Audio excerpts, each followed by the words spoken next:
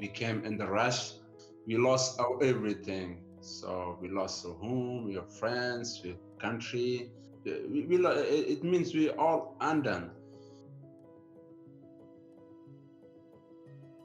When we came to Pennsylvania, we found good people, kind people, really dear, kind people.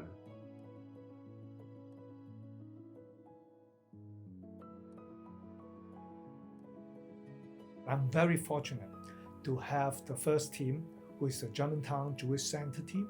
They are highly organized. I learned a lot from them. The Mishkan Shalom and also the St. Vincent de Paul Church team is my second team. That's a very unique team that they actually come from different faiths. So that's why initially I was a little bit, apprehensive and I don't know what to expect. We are on the same wavelength. It's in the Torah 30 sometimes, that it's our job to welcome the stranger. We're called to welcome the stranger, welcome the foreigner. It's very clear. It's been a great collaboration. Yeah. We've all just come together for one purpose, which is to help these guys in any way that we could. And I think this is really, showing what the U.S. is all about. And I think in particularly in the city of Philadelphia, brotherly love city.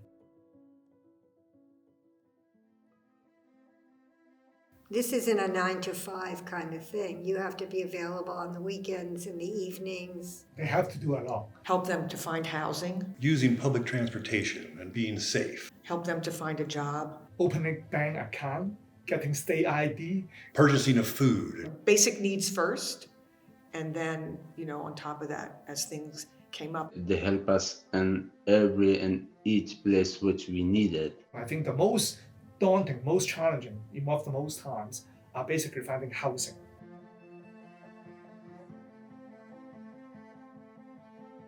It was approaching July 4th. This is Philadelphia. The Airbnbs are filled up. Having them keep bouncing, they've been bouncing for God knows how long. It just didn't make sense.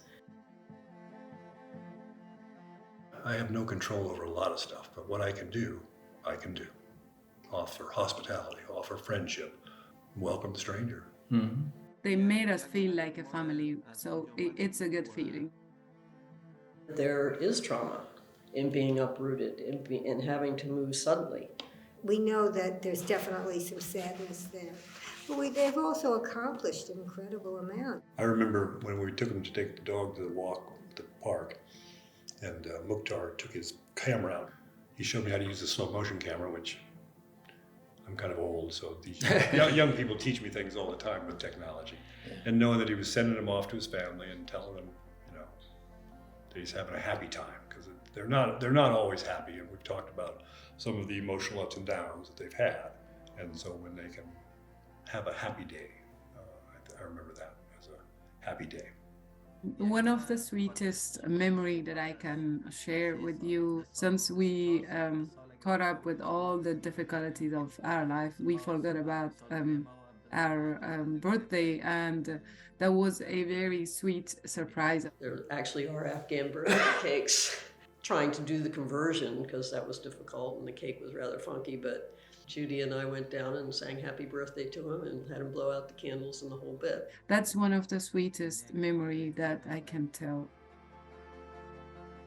Supposedly our commitment ends at the end of 9 months, our official commitment. But, I don't envision us saying, okay, it's March 30th, we're done. We're going to continue to be of assistance in any way that we can.